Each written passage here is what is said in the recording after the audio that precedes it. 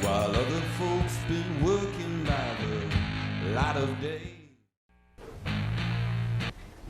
Buenas noches, señoras y señores, jóvenes de todas las edades. Esto es Crisol de Cultura en su programa 153. Desde la televisión de Ferrol, la ciudad gallega ilustrada por excelencia. Y es desde esta geografía del noroeste de España que damos a todos ustedes, a todos vosotros, la más cordial bienvenida en este Sábado Santo, día 8 de abril de 2023. A unas horas de que se produzca el clamoroso júbilo del domingo de resurrección, con el que se cerrará la Semana Santa en este año 2023. Saludos de muy grande afecto a todos nuestros espectadores en Hispanoamérica y en general a todos cuantos entiendan y conozcan la lengua castellana, la lengua española más universal. Y bien, hoy tenemos un programa en particular atractivo, como lo son siempre todos aquellos relacionados con el cine. Hoy ocupará nuestra conversación, ya lo anuncié la pasada semana, algunas de las películas más significativas en clave de comedia en España, partiendo desde los propios años 40 del pasado siglo y llegando hasta bien abierto el actual siglo XXI. Por demás, ya en la segunda parte del programa cerraremos con menciones a las películas más sobresalientes de los premios Goya de este año 2023 y hasta incluso nos ocupará una alusión de curiosidad a los premios Oscar de la Academia de Hollywood, en particular referida a una película en concreto. La verdad, a ver cómo vamos haciendo, porque parece una propuesta muy ambiciosa para la limitación de tiempo a que hemos de ajustarnos. Y es a tal fin de conversación que me acompaña, como es mejor costumbre, Emilio Saldaña, profesor de filosofía y querido amigo, al que voy a saludar de inmediato. Buenas noches, Emilio. Hola, buenas noches. Bueno, ya lo ves, un programa tan atractivo como copioso de comentarios. Por sí. Una, ¿verdad? Hombre, en la intención, desde luego, vamos a comentar. Sí, así es. Y a galope tendido, digamos que es nuestra invitada, por igual lo anuncié el pasado sábado, Irene García Fernández, que de nuevo acude a este plató de Crisol de Cultura para hablar de cine español, de cine patrio, por usar su propia y más genuina expresión. Irene, más allá de su específica actividad profesional, es cinéfila en estado puro, que lo sé yo bien, articulista más o menos ocasional, con una singular destreza literaria, y el dibujo de su personalidad cultural se ve afianzado, sobre todo, precisamente en el ámbito de la literatura. Por lo demás, permitidme, Irene es mi hija,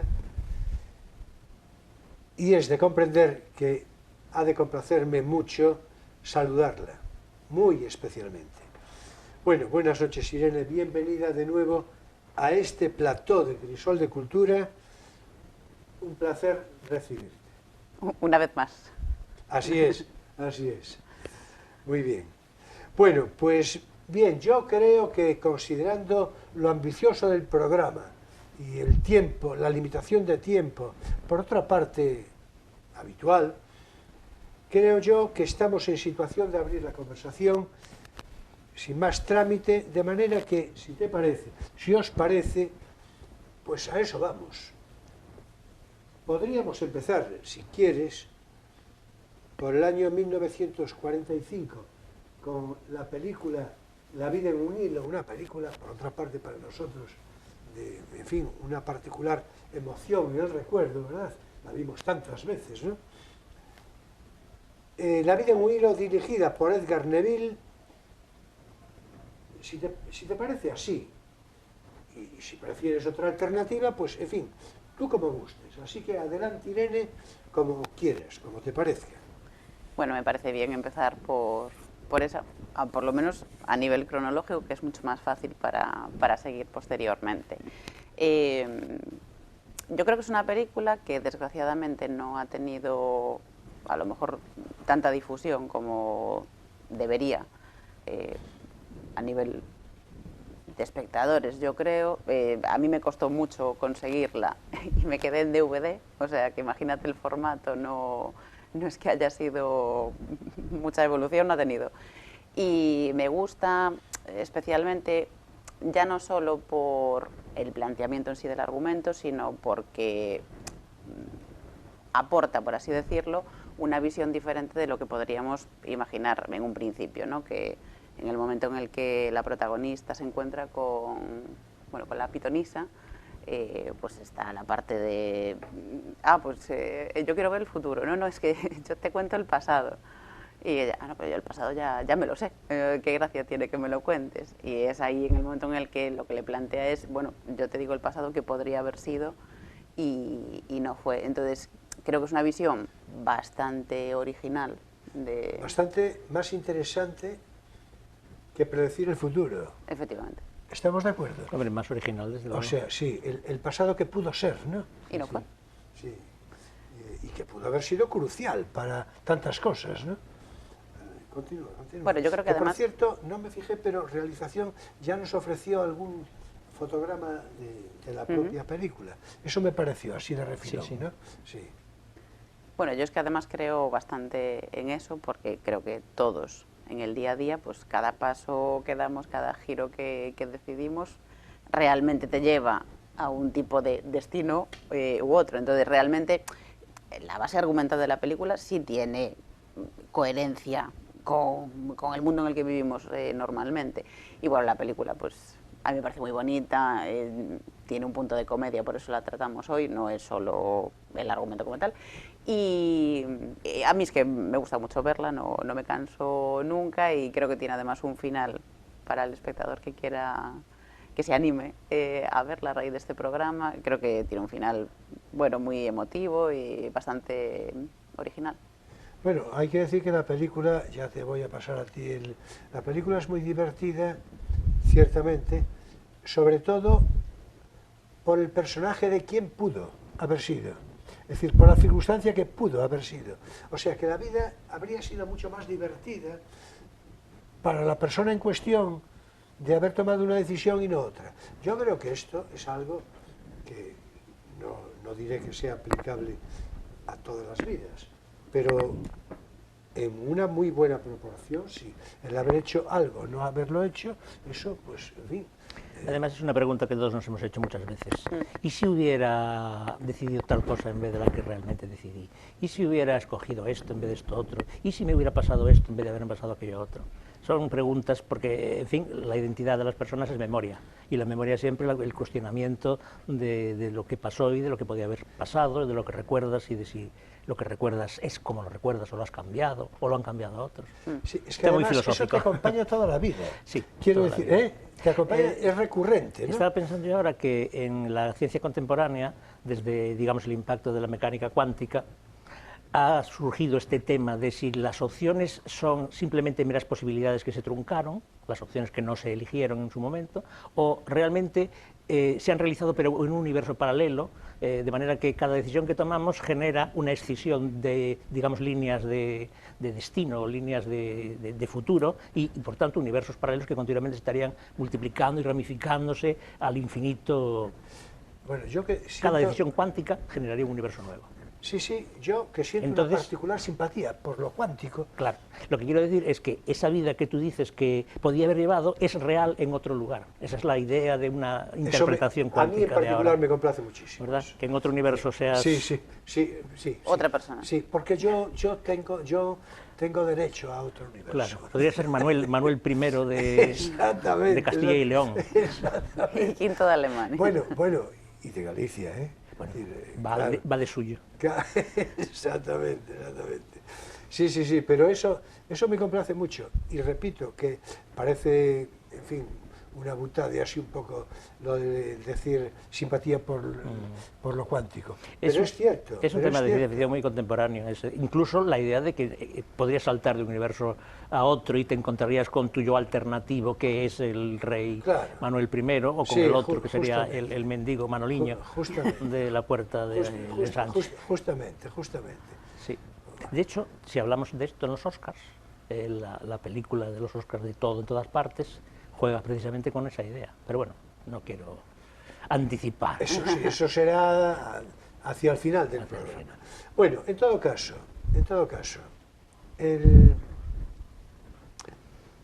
yo creo que está más o menos descrita lo de la vida en un hilo. Hay que hacer un apunte importante.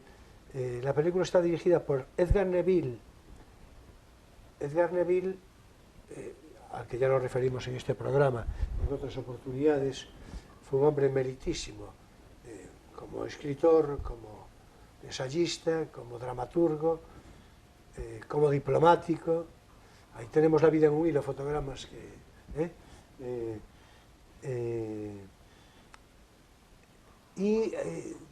tuvo una experiencia en Hollywood que alguna vez la paseamos por aquí en grado eminente. Tuvo amistad personal con Chaplin, amistad personal, pero vamos, de jugar partidos de tenis, y la consideración de Neville es muy interesante porque, claro, no es lo que nos ocupa hoy, porque Neville a lo mejor nos da para un programa largo, llegado el caso, solo hablar de Neville, ¿no? Pero hay que decir que en la película, uno de los fotogramas anteriores, aparecía ahí una actriz que era Conchita Montes. Conchita Montes era la inspiración y la musa de Neville, que yo creo que estaba enamorado directamente aunque él estaba casado con Ángeles Rubio Argüelles y Alessandri, esa que tenemos en pantalla ahora mismo es Conchita Montes. Y yo creo que Neville estaba perdidamente enamorado de Conchita Montes. Tuvo dos hijos con Ángeles Rubio Argüelles y Alessandri, pero esto es otra cosa. Y de hecho, no solo la llevó a esta película, sino que Conchita Montes transitó por la filmografía de Neville mucho tiempo. Y yo tengo la impresión de que Conchita Montes, que era una persona, te lo comentaba esta mañana, una mujer licenciada en Derecho, traductora, una persona culta, una persona, en fin, en su época, ¿no? Pero tenía por cierto, esos fotogramas últimos que realización ya le agradezco yo, ese que tenemos ahí en pantalla es uno de los que hace la película particularmente atractiva, porque ese es el que no fue, pero que era un personaje bohemio, atractivo, tarambana, interesante. El presente alternativo es esto. Exactamente. Entonces, claro, es decir, ¿entiendes? Ella está ahí viendo, está de Manuel I, pero en Conchita Montes, ¿no? Bueno, la vida en un hilo. Pues es eso, que en realidad es una aguda crítica a la burguesía de la época, Él que por otra parte era conde. Neville era conde, era el cuarto conde de Berlanga de Duero. Es decir, pero es una crítica a la burguesía, claramente, en fin. Y el actor que veíamos con Conchita Montes, el actor que veíamos hace un rato, está interpretado magníficamente por Rafael Durán. En la película también está Guillermo Marín, una institución. Ese señor es Rafael Durán, ese que se levanta, ¿no? Entonces, en fin, y completan el cuadro de actores, como digo, Guillermo Marín, Julia Lajos, Alicia Romay, María Bru, Joaquín Roa y Eloísa Muro. Y yo creo que podemos pasar a otra película ya de las que tú patrocines, ¿no? Sí. Que podría ser, a ver... En el 61 tenemos dos.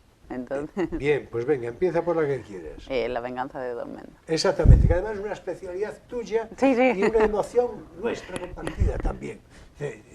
Es verdad, ya lo hablamos aquí otras veces. Sí, yo ¿no? creo que ya salió. En otro programa anterior.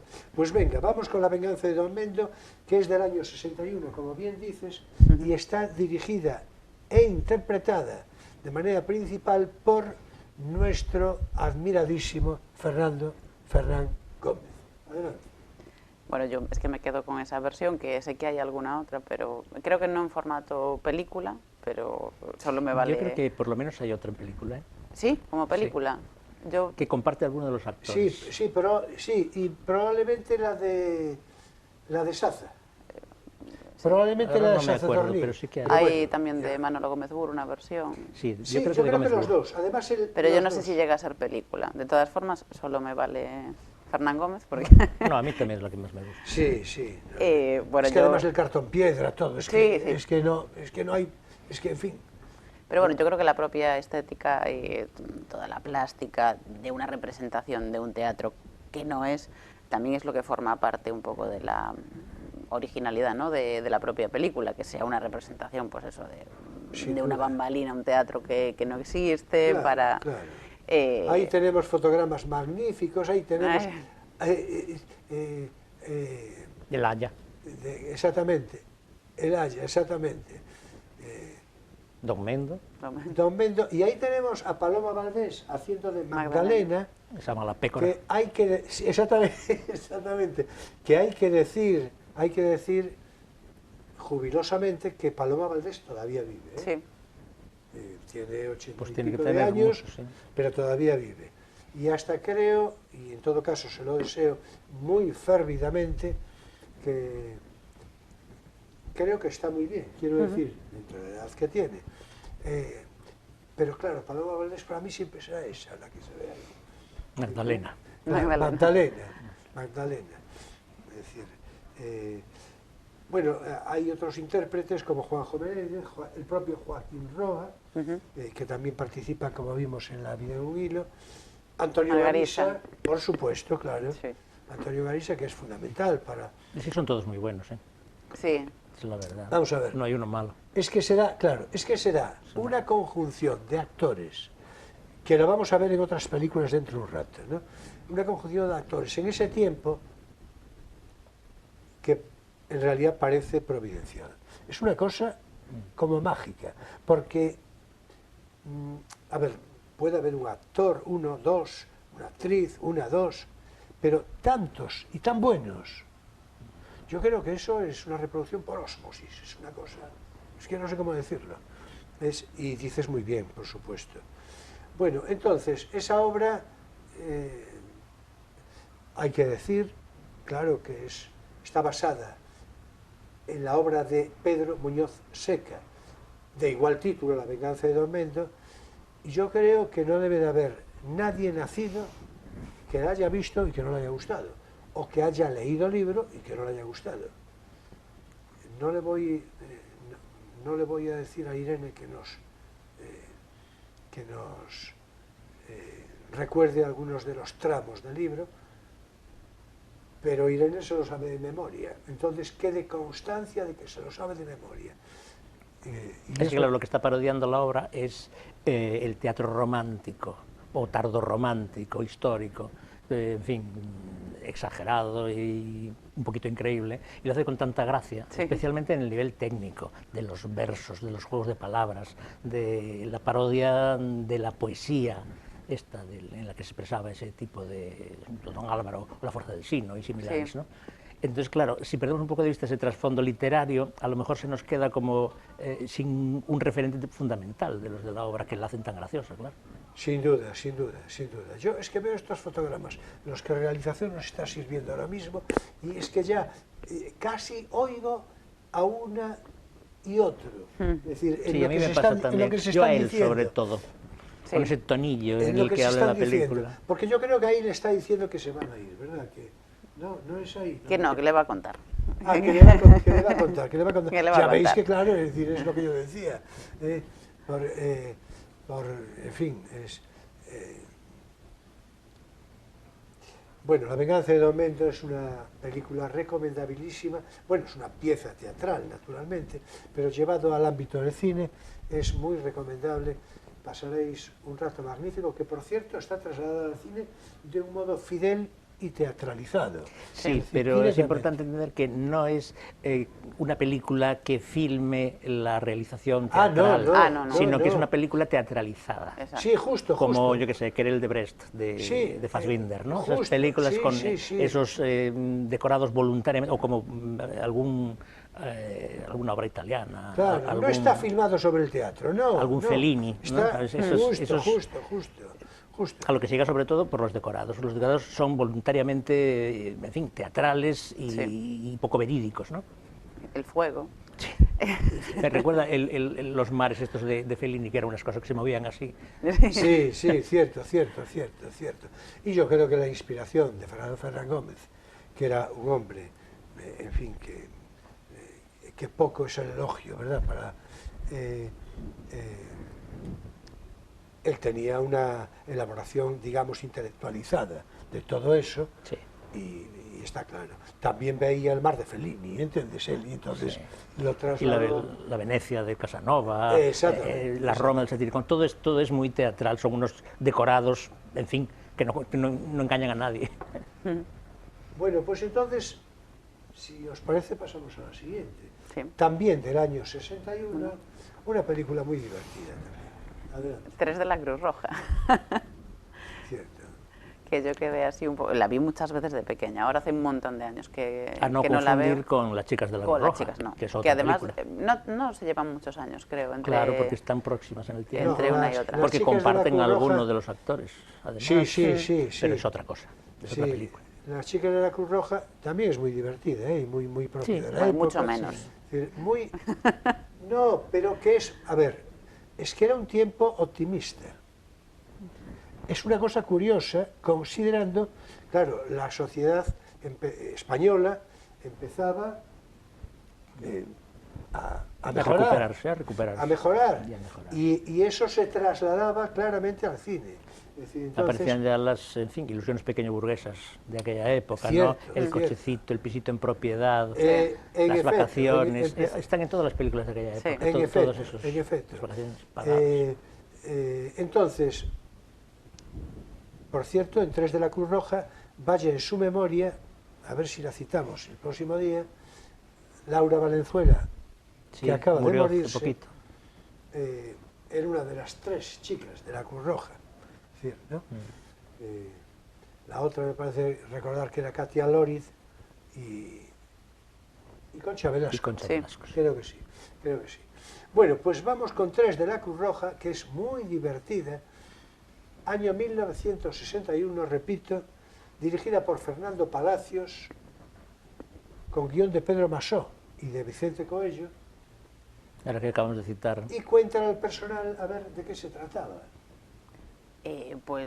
Si yo no recuerdo mal, eran 3 amigos que para poder ir a los partidos creo que del Bernabéu, ¿no?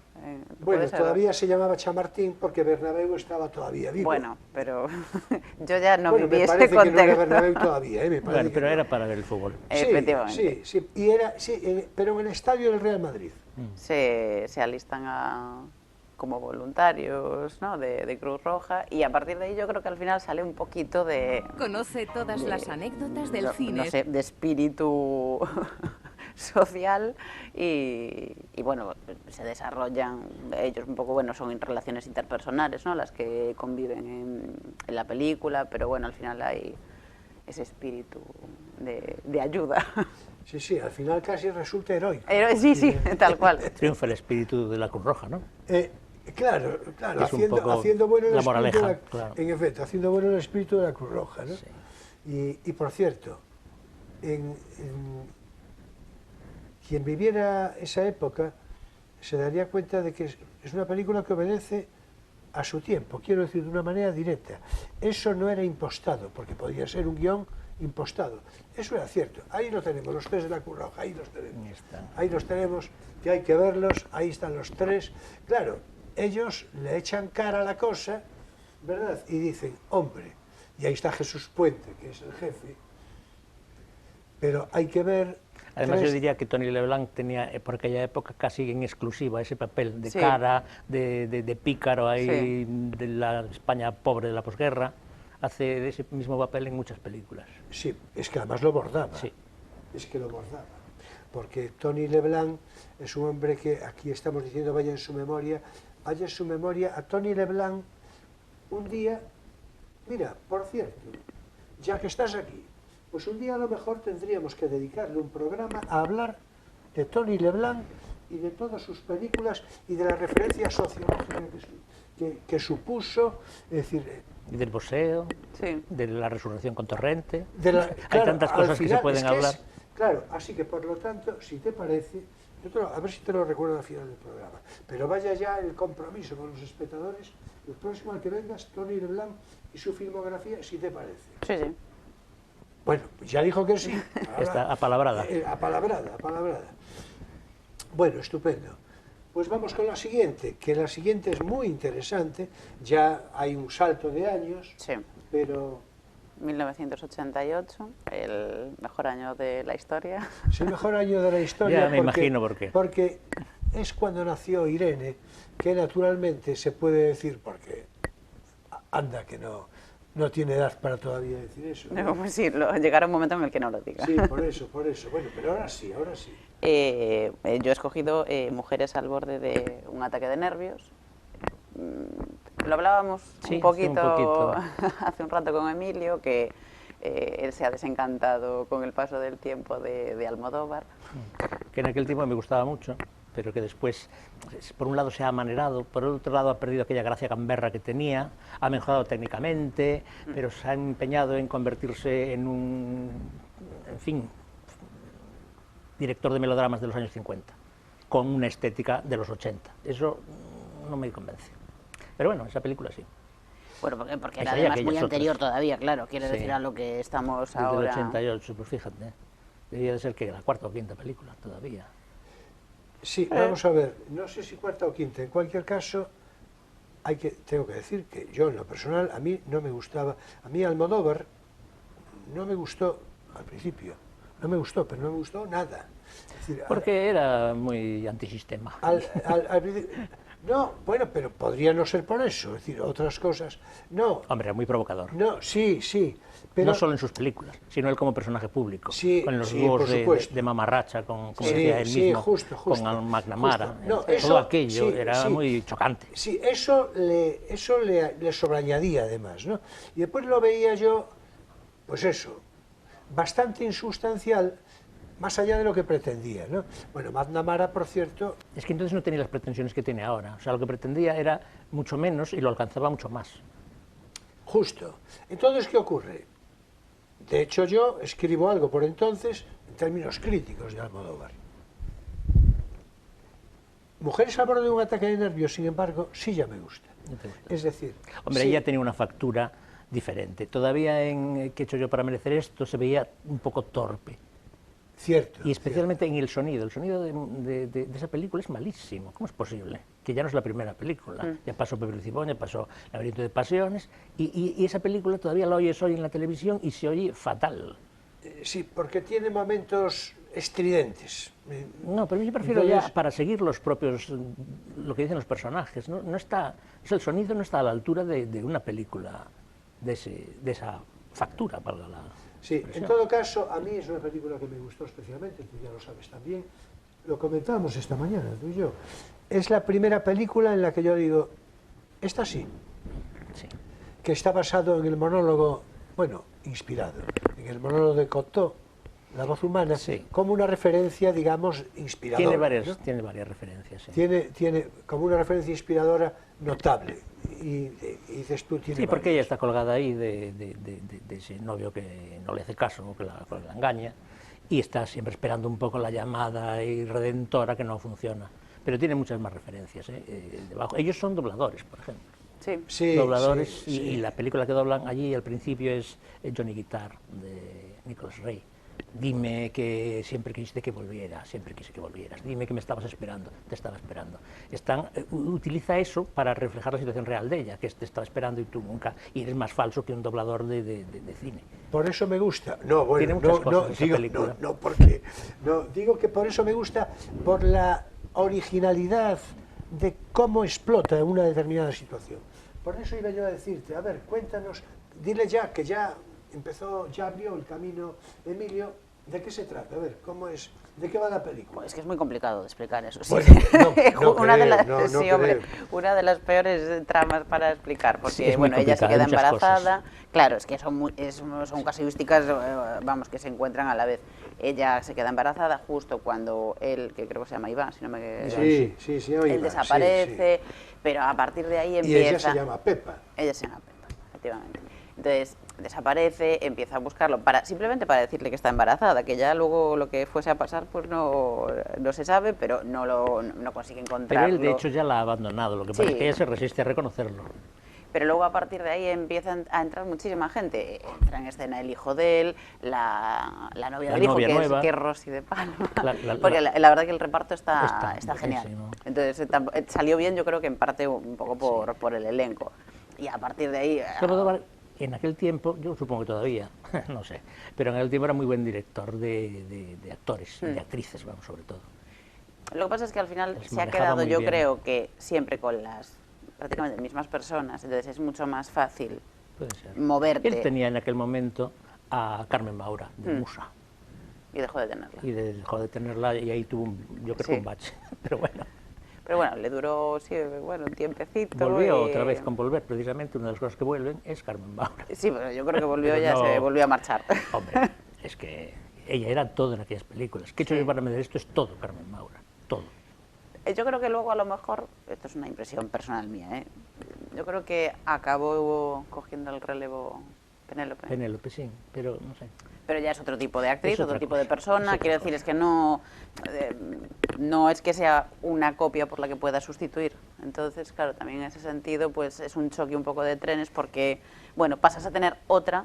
Es que es como si él hubiera pasado de una fase a otra. Entonces, en la antigua fase, aquel humor así transgresor y aquella gracia zumbona y al mismo tiempo en el borde de la grosería, aquello lo encarnaba perfectamente Carmen Maura. Yo a Penélope no me la imagino así. No. Pero quizás un poco porque está más mitificada y quizás ella ya también pertenece a otro contexto, a otro tiempo, o sea, al final... Y bueno, la película tiene momentos absolutamente almodovarianos, como el rollo de los chillitas o el gazpacho aquel. El gazpacho, es que tal cual. Con soníferos. Es que... Sí. Bueno, y Julieta Serrano disparando desde la Vespa. Sí. ¡Bah! Tiene muchísimas cosas. Y ya tiene además una estética de color que va a marcar mucho el futuro de Almodóvar. Sí, pero lo que comentábamos antes, que lo de ahora, a mí se me hace pesado visualmente. La pregunta es si lo de ahora es solo color ya. Claro, es que ahora es, pero muy, muy, muy, muy, muy marcado y a mí me agota mucho. Sí, es verlo, un manierismo porque, un poco claro, o sea, es saciante. Hay tanto contraste, está tan... Pues lo que decimos es que al final parece que solamente se busca esa estética y como si eso fuese lo primordial y hombre, debería cada plano de ser... es como un cuadro pop. Sí. Con los colores estridentes, los extremos de contraste, donde no se puede tocar una cosa porque, claro, el cuadro... Pero eso es el cine. A mí se me hace demasiado artificial. Sí, muy manierista. Porque al final, pues esa habitación no parece una habitación en la que podría desarrollarse la escena que sea. Son todas sacadas de revistas. Exacto, se pierde mucha naturalidad de lo que debería de ser para mí el cine, que es la representación de algo en el contexto en el que tú quieras crearlo, ¿no? Entonces, a mí a día de hoy, yo me empiezo a cansar un poco. Y las historias son demasiado dramáticas. Sí. O sea, falta un poquito algo que compense, ¿no? Decíamos también que la vuelta al intento de hacer ese humor transgresor de los 80 fue una película fallida desde mi punto de vista mucho, que es Los amantes pasajeros, donde se vio que no, aquello ya está muerto y de verdad dedícate al melodrama y nada más. Yo de esa película salvaría a Javier Cámara. Sí, bueno, que para mí es el mejor personaje o el que más me gusta, por no sé, quizás, pero... Es muy buen actor, sí. Sí, es una película en la que la ves y echas un rato, ¿no? Pero sí que es verdad que a mí se me se hace muy larga. Además hay actores que yo a lo mejor puedo conocer por series que me han coincidido en posadolescencia, pero que a lo mejor un espectador medio no conoce de absolutamente nada, y entonces al final se hace un batiburrillo un poco complicado. No te digo que no pueda tener una tercera época, a lo mejor bueno. el pero sí, realmente...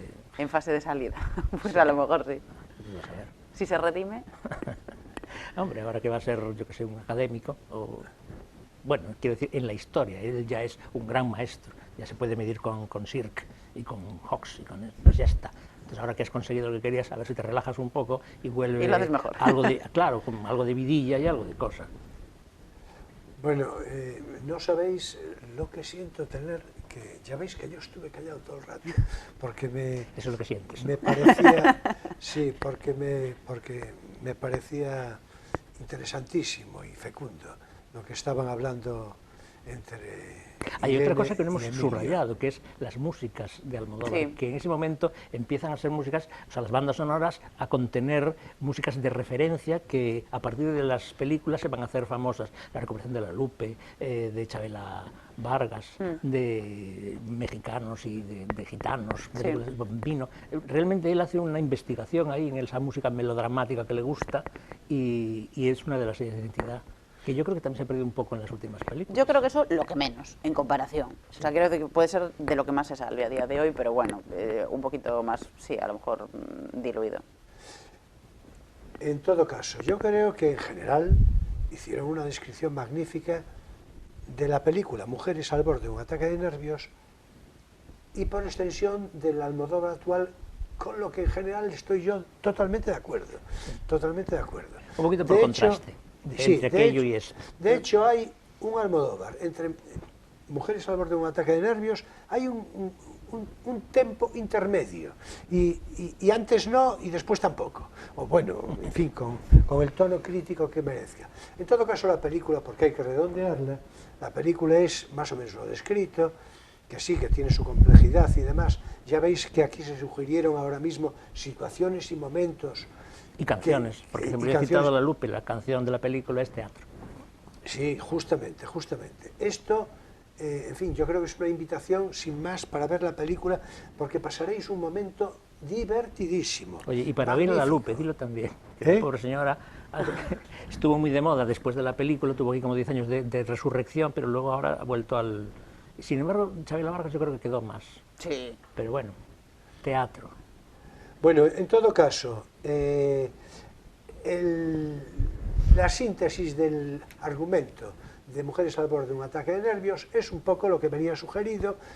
Una chica que se queda embarazada de su novio, la chica se llama Pepa, él se llama Iván, pero Iván, que no sabe que está embarazada de momento, pero ya tenía, en fin, novia, otra novia, y la cuestión está, la película en realidad inspiradora se basa en que ella desesperadamente trata de decirle, pero Iván, hombre, que me quedé embarazada, y a mí me gusta ser...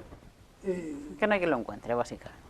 Pero al mismo tiempo le está reprochando lo falso que es y lo mentiroso, y Sí. de ahí la canción de La Lupe, de ahí el trabajo que tiene dobladores y la escena de Johnny Guitar y todas estas cosas. Bueno, y el final, porque al final ella, hay que decir, al final ella ya no pugna. No, ya le da igual. Ya le dice, bueno, no, yo asume ella, digamos, su soledad, su futuro, justamente. Es una película feminista, o sea, muy feminista, porque algo feminista es, claro. Pero ahora, desde el feminismo de hoy, se vería como una película Es que depende del feminista. feminismo que escojas a Porque día de ella, hoy. por un lado, está colgadísima, representa el papel tradicional de la mujer enganchada, que no puede vivir sin el hombre, que en el sentido de su vida depende del otro, y él es pues el macho depredador que anda con este y luego con otra, el don Juan, muy bien interpretado, Bueno, por tampoco cierto. me parece demasiado depredador. Bueno, es porque decir, la figura sí, ahora depredador, claro, es que... Sí, sí, yo pero creo que que sí. sí, bueno, pues depredador.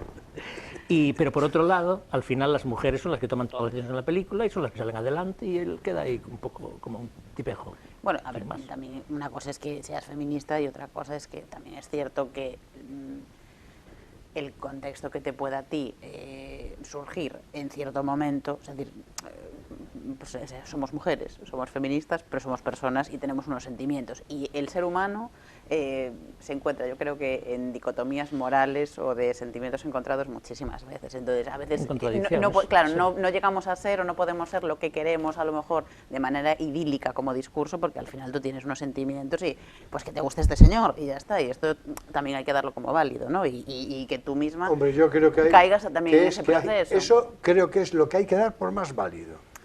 Bueno, porque lo digo mensaje, lo digo por lo películas siguiente, con mensaje, porque es que mira por dónde el trasfondo de la felicidad. Recuerdas que el otro día parece que, claro, es que ese es el asunto, es que yo creo que, por cierto, Carlotti, que aparecerá por aquí en 2 o 3 semanas, si él se deja, que ya digo que sí, pues yo creo que quedó converso a la felicidad una vez matizado, no, pero el objetivo es la felicidad, pero por supuesto.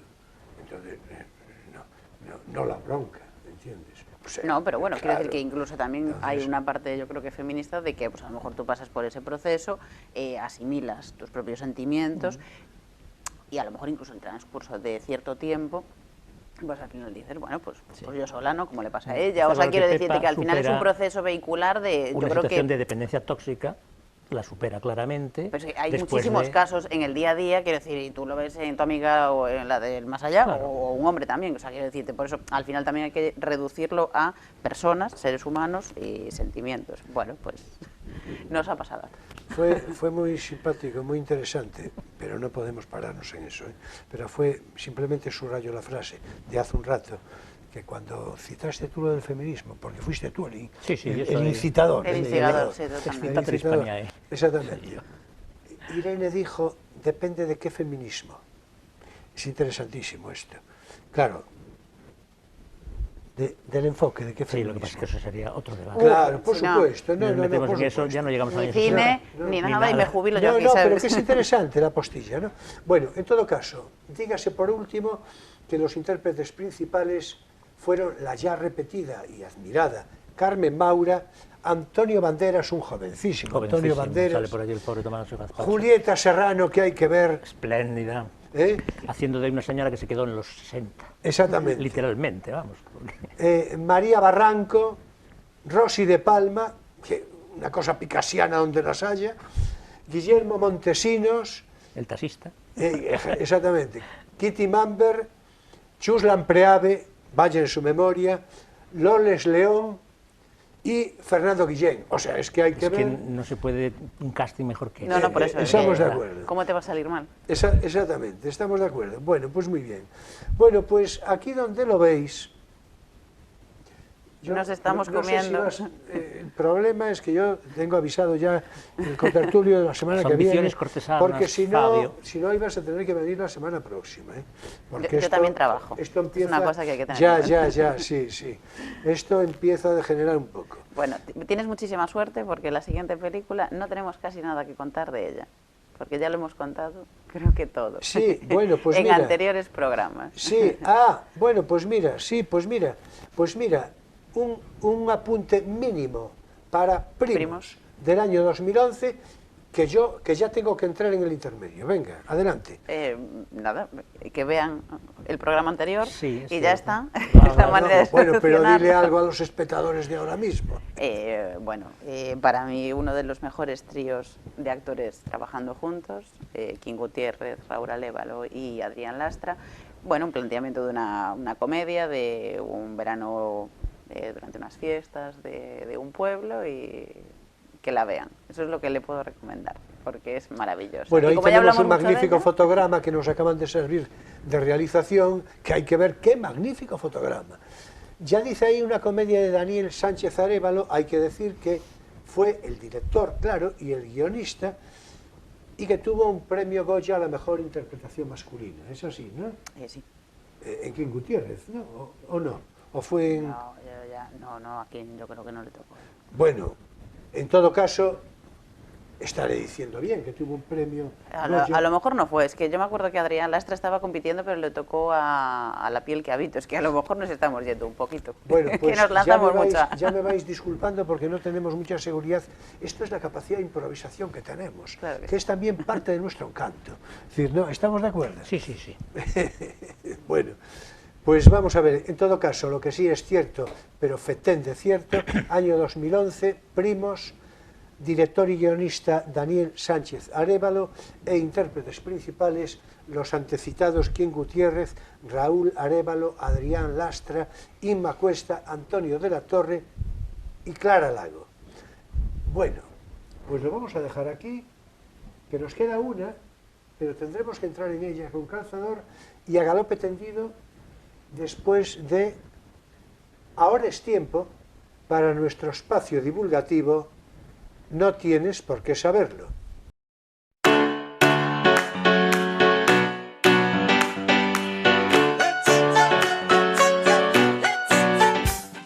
Con mayor brevedad de la que ya me gustaría, pero en todo caso será que recomendemos un libro que ya voy diciendo que es original y divertido y que nos va relacionado con el cine, por cierto, no con el español, sino con el cine en general, y que nos va a dar cuenta Irene, con nuestro apoyo personal, en lo que demande. Vamos a ver, yo creo que habría que empezar por decir que, si te parece, digo yo el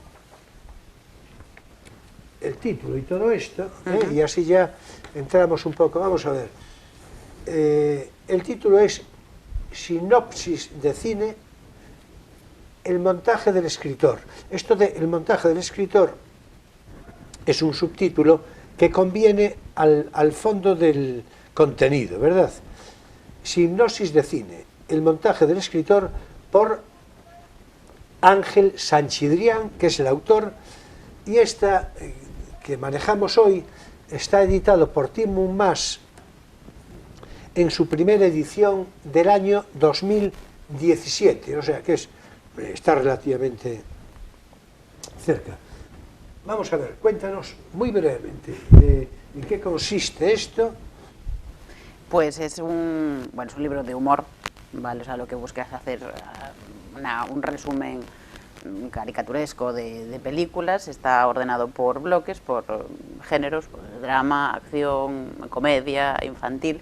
Se refiere a las películas en general. Sí, cine, sobre todo yo creo que prácticamente todas con títulos que el espectador medio conoce, y hace pues una pequeña reseña. No es un libro ni de consulta ni de crítica a nivel... Es más bien parodia de reseña. Sí, exacto, o sea, tiene una simple intención de humor y hace pues eso, pues una pequeña sinopsis acerca de qué va la película. Sí que tiene, para mí es un punto original, tiene siempre la misma estructura.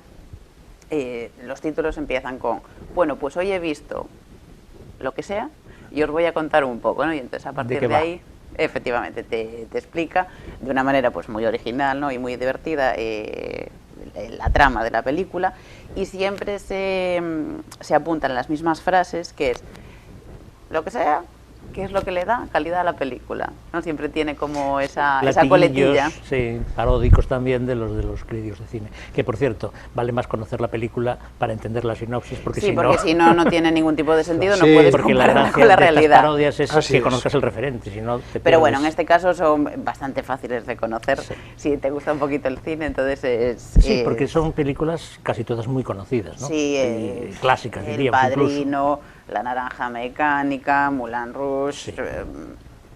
Fíjate que la propia intención paródica empieza ya en el subtítulo. El subtítulo parodia el montaje del director, la versión del director, el director's cut. Sí. Entonces, El montaje del escritor. Este es Sería el del director, pero el montaje del escritor crítico, ¿no? Claro. Bueno, yo creo que es la originalidad del, ¿no? Sí. Cada película viene con una ilustración. Sí. que puedes mostrar a la cámara, por ejemplo, a ver, muestra El un poquito Padrino. mejor. Sí, en este caso es El Padrino, que yo creo que es inequívoco. Es decir, ¿no? Hombre, sí. Todos vienen así, todas las películas comentadas vienen con una ilustración en Una blanco y fichita. negro, y con un comentario al lado, en la página de al lado, Que es la sinopsis. es porque que es la dicho. sinopsis en sí misma y que acredita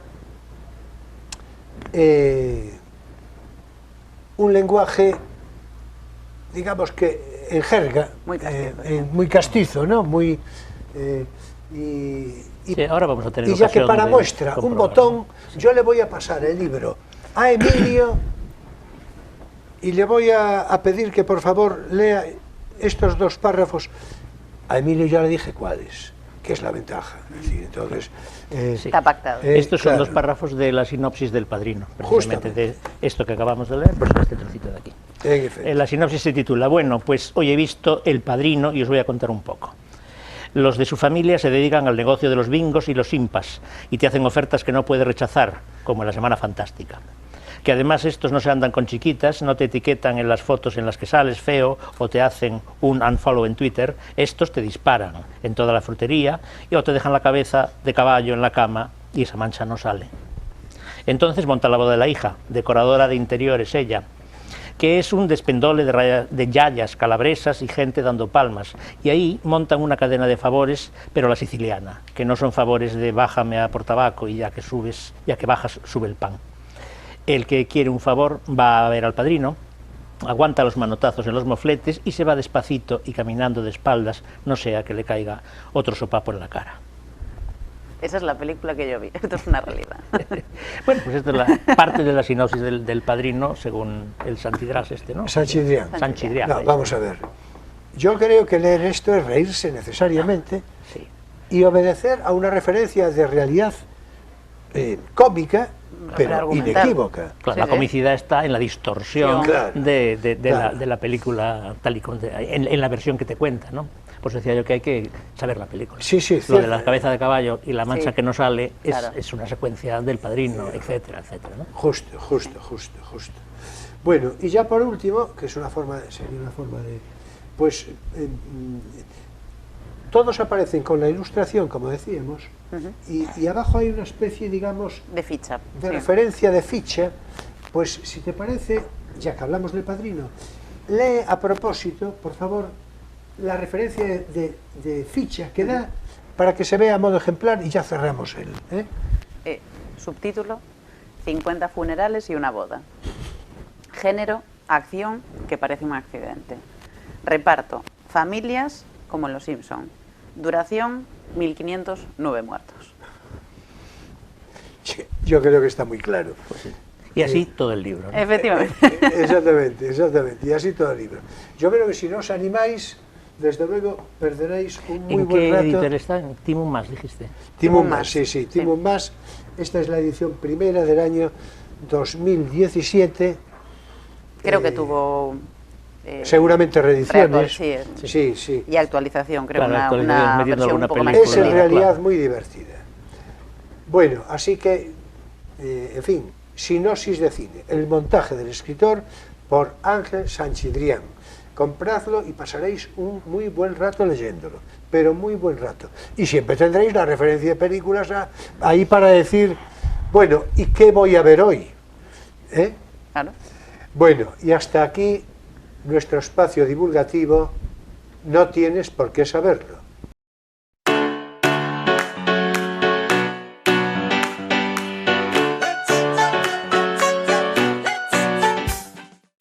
Bueno, vamos a continuar nuestro periplo de cine, de cine de comedia española. En realidad, las películas que en principio sugiere Irene, todas las que hablamos hasta ahora están sugeridas por ti misma.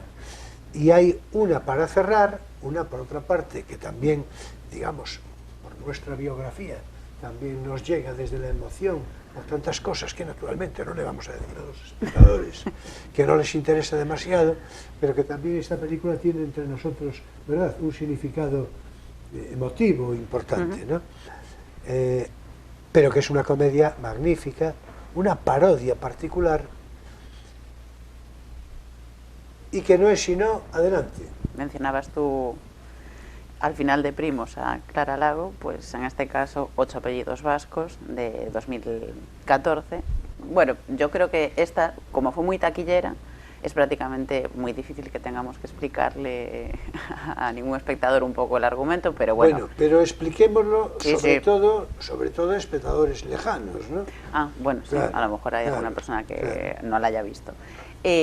Bueno, lo que se plantea es una chica vasca que se va de despedida de soltera a la feria de Sevilla, pero bueno, se va de despedida de soltera de que, es que de hecho ya el chaval la ha dejado y ya no se va a casar, entonces va como a curar las penas, de todas formas, y dice, bueno, pues para allá que me voy. Va de despedida de prometida. Sí, de prometida ya abandonada, la cosa salió muy mal. Y bueno, al final allí pues resulta que bueno, se lía con un muchacho que es andaluz y él dice, ah, pues bueno, para adelante con la vida. Entonces la va a buscar luego al País Vasco, el hombre está emocionadísimo con el tema y bueno, es un poco el choque, vamos a decir, de culturas, ¿no? Por así decirlo, más bien pues yo creo que de la idiosincrasia, que no tiene nada que ver a lo mejor un vasco con un andaluz en principio, pero bueno, al final acaba surgiendo pues una historia Bueno, después de tiene amor. muchísimo que ver, muchísimo más de lo que nos pueda parecer, pero es otra cosa. Ah, bueno, ¿no? eso es otra cosa, Sí, es efectivamente. otra cosa. Y después hay otras que no, que son diferencias muy evidentes, ¿no? Porque además entre el norte y el sur, en todas las geografías, cualesquiera sean, siempre hay diferencias. Claro. Dio lugar a una secuela que a mí me gustó bastante menos, que fue 8 apellidos catalanes. Yo tenía mucha fe en ella, pero bueno, ¿Es del mismo director?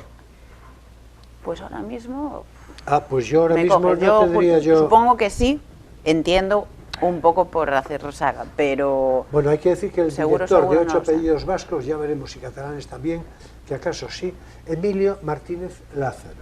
Emilio Martínez Lázaro,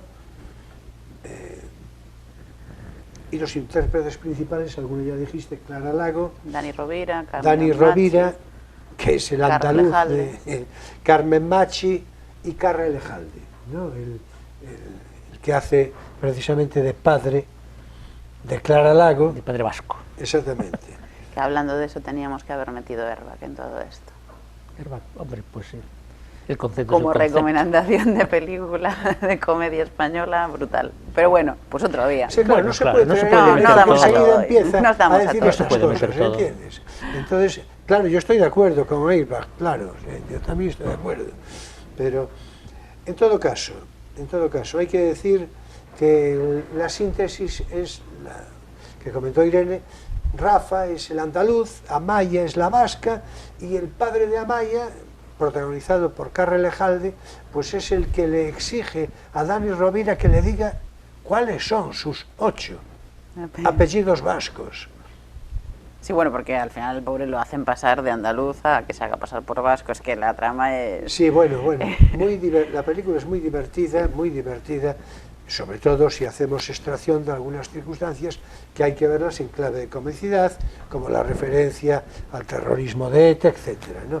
Que eso hay que, naturalmente. En cuanto a los 8 apellidos vascos, que el andaluz se los tiene que improvisar sobre la marcha, pensando en variados personajes de origen vasco, pues al final, desde la emoción que él decía al hablar de los suyos, pues dice Arguiñano, que ya comprenderéis que algo debe de sonar a la gastronomía, dice Gartiburu, dice Erenchun, dice Gabilondo, dice Urdangarín, dice Otegui, que aquí el padre le dice, anda, dice Zubizarreta, y ya por último dice, pero falta uno, y le dice, y Clemente. Y claro, ya ahí la armó porque dijo, Clemente que no es vasco. Clemente no es vasco. Es decir, y entonces pues ahí se quedó la cosa. Pero bueno, quedó un poco incómodo, pero bueno, eran 7 por lo menos. Y Amaya, Clara Lago, lo solucionó diciéndole al padre, bueno, papá, pero en la próxima generación serán 8 ya. Claro. ¿Eh? Sí, el que no se conforma Claro, es porque no quiere. justamente. Bueno, es una película, en fin, muy divertida, repito, que tiene momentos, sobre todo algunos de ellos, pero del todo memorables, ¿no? como cuando le pide eso de los 8 apellidos vascos, en fin, muy memorable. Es una película que además conviene ver, porque explicarla más allá de lo dicho Sí, es difícil. es difícil, tenéis que verla. Bueno, pues vamos a ver, lo que estaba previsto para el programa de hoy, ya medio lo decía yo, que al principio, que iba a ser la cosa un poco complicada, demasiado copioso todo esto. Y eso que no metimos ni Airbag, ni No, no. Amanece, que no es poco, que también merecería estar. O Por sea, cierto, se lo dije yo a ella hace un par de semanas cuando hablamos de esto. Digo, por supuesto, parece que no es poco. no, pero es que no cabe todo, ya se Claro. sabe. Entonces, ¿qué ocurre? Bueno, yo creo que hasta ahora esto resultó fecundo, pero claro, el asunto es que de las que yo tenía propuestas, que eran Bienvenido Mr. Marshall, El cochecito, Plácido y Atraco a las 3. Sí, de todas no vamos a poder hablar, me parece. No, claro.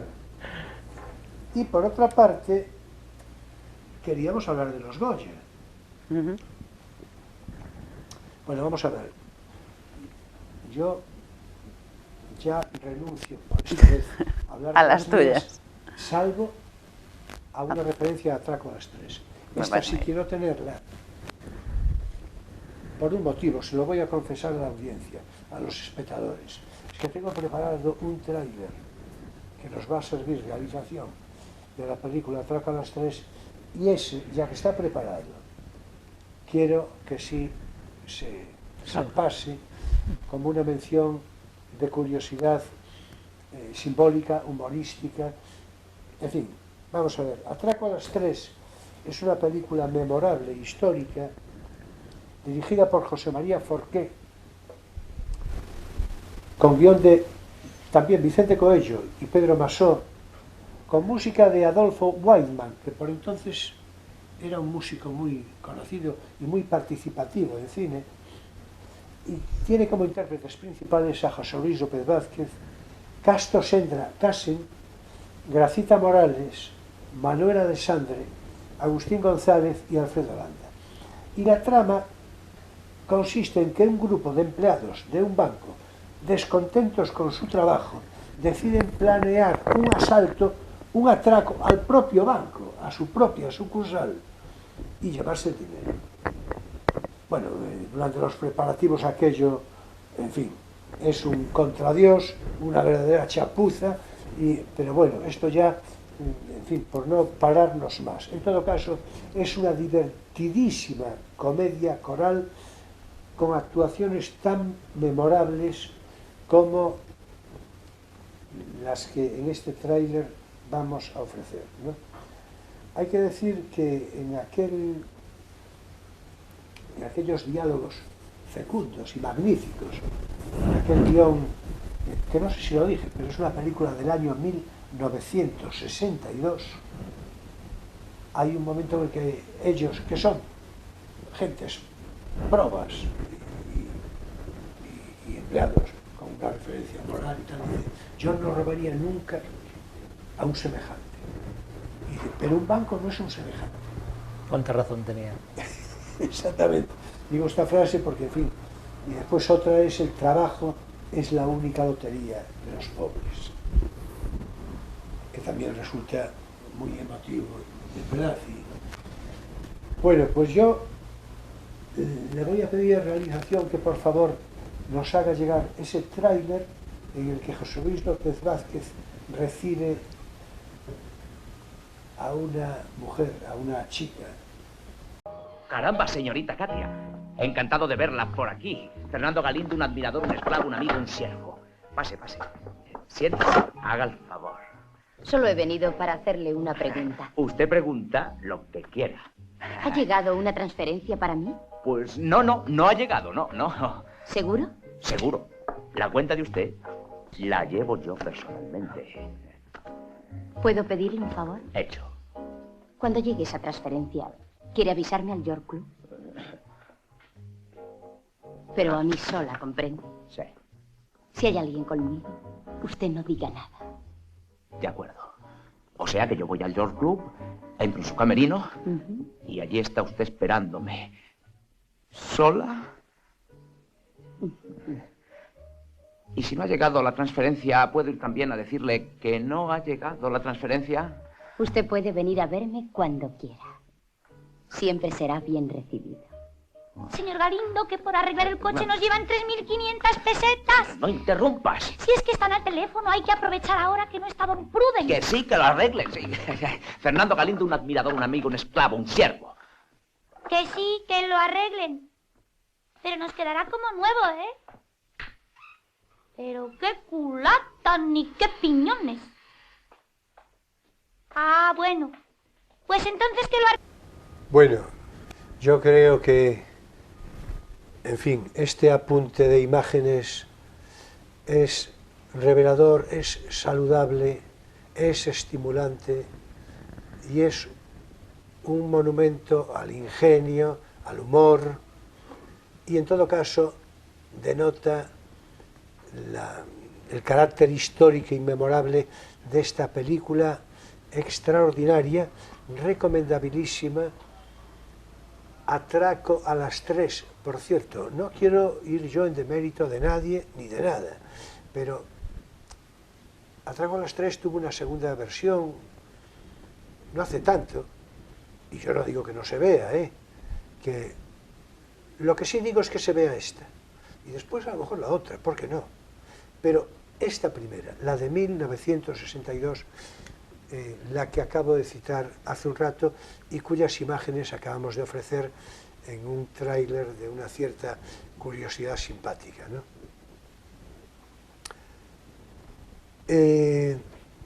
Estamos bastante acostumbrados en este programa a que se nos compliquen las cosas por razón de tiempo, ¿verdad? Pero hoy fue un caso memorable. Por eso yo no sé cómo vamos a hacer, que ya sé que puedes tardar algún tiempo en tener oportunidad de volver, ¿no? Pero si te parece, bueno, es que además tienes que decirme que sí te parece. De los premios Goya no vamos a poder hablar pues hoy. Hablamos de los del 24 cuando toque. Claro, no podemos hablar hoy. No, podemos en la próxima oportunidad. Yo tengo alguna confianza de que en verano puedas venir algún día. Hombre, pero en verano hablar de los Goya, que pasó medio año. Bueno, pero ya tiene menos pues actualidad. ya veremos, ¿no? Que no sabes. Tú me haces a mí el guión, que para eso eres mi hija. Aparte, no iba de Tony el siguiente. Claro, entonces no, bueno, pero quiero decir, ya veremos. La referencia al Oscar, pues tampoco podemos hacerla hoy. ¿Y por qué todo eso? Pues porque hoy tenemos un cierre de programa memorable, histórico, porque vamos a hacer una referencia escénica de el viaje. Es una lectura que vamos a escenificar sobre el último tramo y el cierre de la novela de El viaje a ninguna parte, de Fernando Fernán Gómez, después llevada al cine naturalmente, cuyo texto está recogido en un programa de radio que fue emitido en Radio 1 de Radio Nacional de España en el invierno del año 1985 y que recoge el número 1 de la revista El micrófono de papel. De ahí la transcribimos. Vamos a ver. Se corresponderá con la última ráfaga, que se dice en términos radiofónicos, la última ráfaga de este tema del viaje a ninguna parte. Desde esa, con la ráfaga final, digo, será Irene que ponga voz oportunamente al narrador, que por ahí va a empezar la cosa. También le pondrá voz cerca del final Irene a Rosa y Laura, dos de las protagonistas a las que yo me referiré, y cerrará la propia Irene con el pregonero. Emilio Saldaña se ocupará de poner voz oportunamente a Galván, a Carlos Galván, papel que fue interpretado en el cine por el actor, a ver si lo digo, caramba. No me sale ahora a mí tampoco, por tu culpa. Exactamente. Sacristán. Sacristán, sí, Pepe Sacristán. Y yo le pondré voz a el personaje Otero de la película y también del guión, Daniel Otero, protagonizado por Carlos Lemos. Así que será José Sacristán, Emilio, seré Carlos Lemos, yo, y será Irene, bueno, un montón de ellos. El narrador, Rosa, Laura, aunque estas últimas es una intervención muy breve, y el cierre, el pregonero. ¿O prefieres que lo haga Emilio, el pregonero? Ya da lo mismo, yo puedo con todo. Bueno, pues venga, ya si lo dice así, pues mira, adelante. Bueno, así que por lo tanto, ¿estamos todos dispuestos? Sí. Bueno, pues si estamos todos dispuestos, permitidme, yo me voy a hacer a mis papeles y ya le entramos. Ahora es tiempo para nuestro espacio lírico, poesía, eres tú.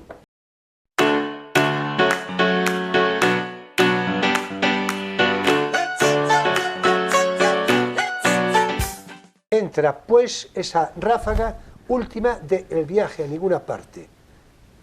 Habla el narrador. Escondida en su cuarto, guardaba el ebanista Esteve una botella de sidra achampanada que se procuró de no se sabe dónde. Este día la descorcha y ofrece un trago a su compañero Galván, porque ha llegado la noticia. Las casas civil y militar informan que, según comunican los médicos de turno, su excelencia el generalísimo acaba de fallecer por paro cardíaco como final del curso de su shock tóxico por peritonitis. Precisamente pocos días después hay que suspender los ensayos en el asilo, porque también ha caído enfermo el jubilado Carlos Galván, aunque de mucha menos gravedad. Siente cierta opresión en el pecho al respirar, y le han vuelto aquellos dolores que tan pronto le daban en la espalda, en el estómago o en una rodilla. Pero cuando Daniel Otero entra al cuarto a visitarle y a charlar con él, le encuentra con muy buen aspecto. Quizá tenga razón el médico de la residencia y solo necesite algo de reposo. Le advierto a usted, Galván, que a mí me han venido muy bien estos días sin ensayar, porque ya estaba un poco harto de echarles piropos a esas viejas que usted ha elegido. Lo que pasa es que a usted no le va el teatro de los Quintero. Lo noté desde el primer día. Sí, Mañanita de Sol sí me va. Porque esa es más lírica. Tiene usted razón. En cambio, yo lo domino. Y no solo lo he hecho en mis comienzos, cuando iba en la compañía de mi padre, sino años después. Cayetano Luca de Tena iba a montar El genio alegre en El Español. Y retrasó el estreno un año porque sin que yo hiciera el Lucio no se atrevía a levantar el telón. Y como yo tenía otros compromisos, fue cuando estuve en el Festival de las Naciones de París haciendo el protagonista de La venganza de Don Mendo. Yo en París nunca he actuado, aunque estuve a punto en cierta ocasión con la compañía de María Guerrero. En ese teatro le vi yo a usted Macbeth. ¡Qué interpretación tan prodigiosa! No, Macbeth lo hice en el Teatro Español. No, señor, en el María Guerrero, lo recuerdo muy bien. Y además ahí está, en los recortes, en esas maletas. Si quiere buscarlo... Pero, Galván, por favor, ¿cómo lo va usted a recordar mejor que yo? Abra las maletas y busque. Seguramente está en la primera, la de la derecha. Por no excitar al enfermo, el viejo y glorioso actor abre las maletas. Se queda estupefacto. Hay miles de recortes en cada una, en confusos montones, revueltos, algunos arrugados, otros hechos pedazos. Los hay que son páginas enteras y otros son casi milimétricos. Alza la mirada hacia su compañero de profesión. Pero aquí es imposible. Sí, están todavía un poco desordenados. Quise convencer al ebanista de que me ayudara, pero se negó. Es muy vago. Si estuvieran ordenados, le habría dado a usted el gusto de releer las críticas que le dedicaron cuando Macbeth. ¡Qué críticas! Y qué merecidas. ¿Lo recuerda? Recuerdo algunas, como recuerdo que fue en El Español. Bueno, como usted quiera. Reconozco que tengo fallos de memoria. Yo de Shakespeare, fíjese usted, nunca hice nada. Era mi especialidad. Ya lo sé, pero es que yo lo clásico lo he tocado poco. A lo más que llegué fue a unas cuantas representaciones de El avaro de Molière. Usted ha hecho la vara. Yo también. Vaya, en algo coincidimos, y muy honrado por mi parte. Era una de mis mayores ilusiones. Lo hice en México, con la idea de hacerlo luego en Madrid. Pero, ¿sabe usted? No me salía bien. ¿Es posible? Se lo digo a usted ahora que no nos oyen los empresarios ni los críticos. Me faltaba vis cómica, yo lo notaba.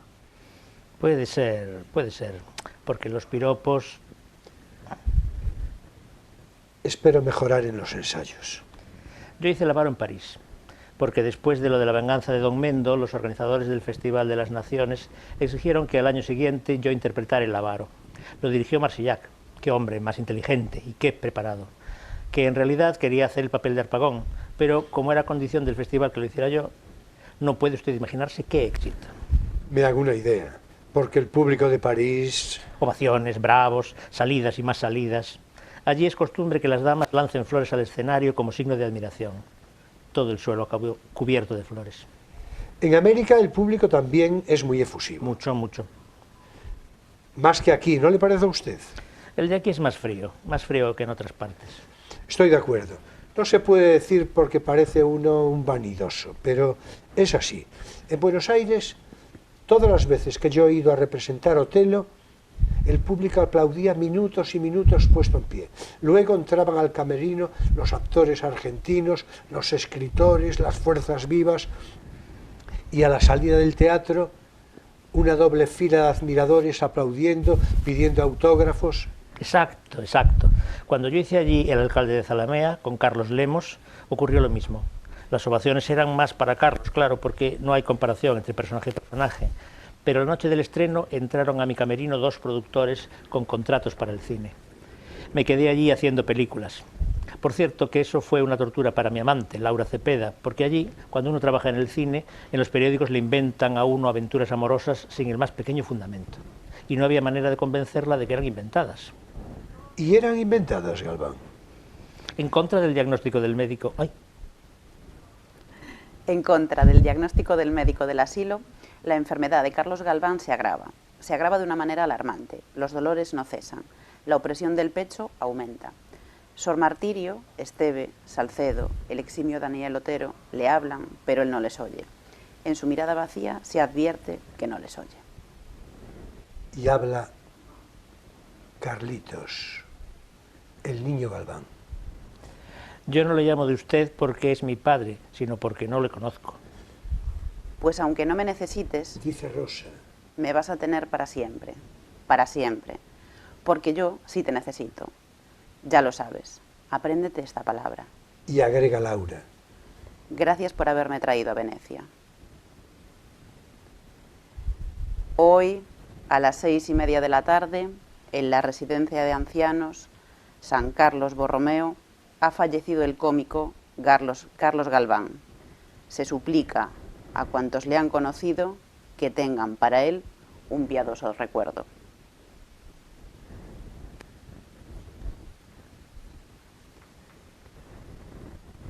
Magnífico, magnífico, magnífico el viaje a ninguna parte de Fernando Fernán Gómez. Y yo... Que se acaba de morir en efigie aquí, con el Galván este. En efecto. Y yo tengo la... iba a decir convicción, en realidad tengo la aspiración, el convencimiento, la ilusión de que hayamos escenificado algo memorable y a saber si inédito en la televisión. Creo además que nos quedó muy bien porque un apenas pequeño fallo que tuvimos en la coordinación. Asumí un momento de narrador omnisciente, claro, porque es lo que me pide el cuerpo. Es claro, exactamente. Nada, nos quedó muy bien, acompañado además entre tanto de unas imágenes que nos sirvió realización que ya le agradezco.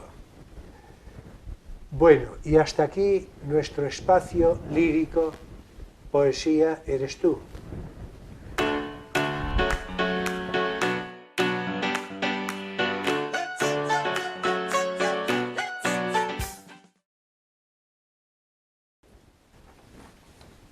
Bueno, finaliza también aquí, claro, Crisol de Cultura en este sábado santo 8 de abril de 2023.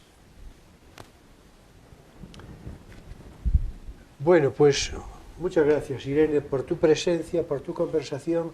Ya hemos medio acordado a ver si nos volvemos a ver pronto, enseguida, ¿verdad? Porque yo creo que además la circunstancia de hoy, yo creo que quedó en general muy bien, pero claro, interruptus de lo que teníamos así algo previsto. Más bien incompletus.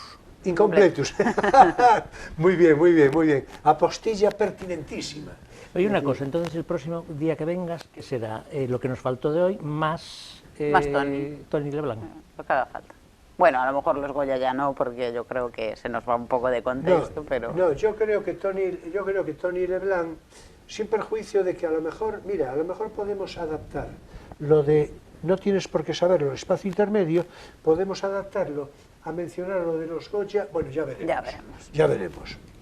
Pero Tony Leblanc, en todo caso, ¿estamos de acuerdo con Tony Leblanc? Y las comedias que nos faltaron, ¿no? Claro, claro, y las comedias que nos faltaron, naturalmente. Bueno, pues entonces, dame un beso. Como todas las veces que vengo. Eso lo hace con todos los invitados, no te creas. O ya lo veo yo. Exactamente, exactamente. Bueno, pues la próxima semana será nuestro invitado Miguel Álvarez Soaje, contertulio habitual de este programa Crisol de Cultura, farmacéutico y doctor en Historia de la Ciencia.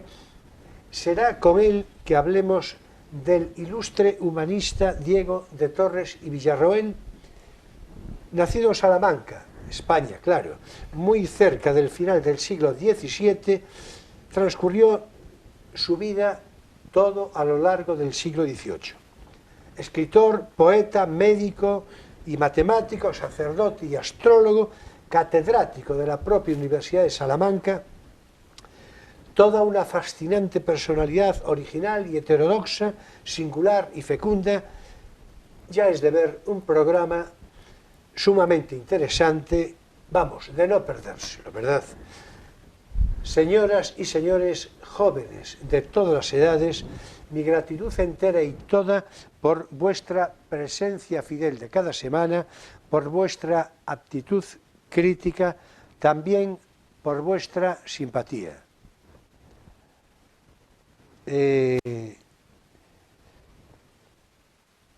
Nos vemos el próximo sábado en Crisol de Cultura a las 9:30 de la noche, hora española, con repetición al día siguiente, domingo, sobre las 7:30 de la tarde.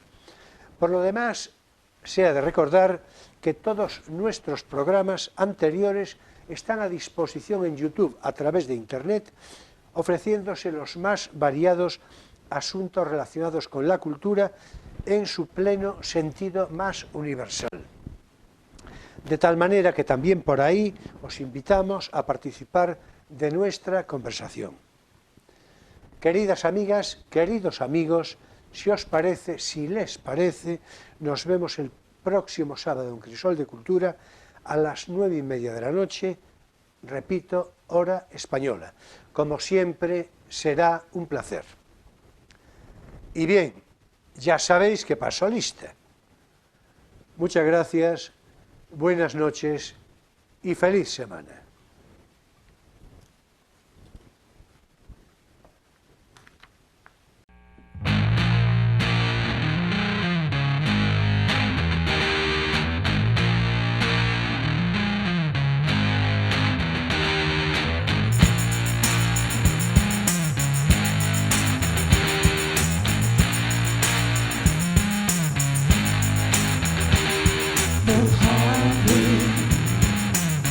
I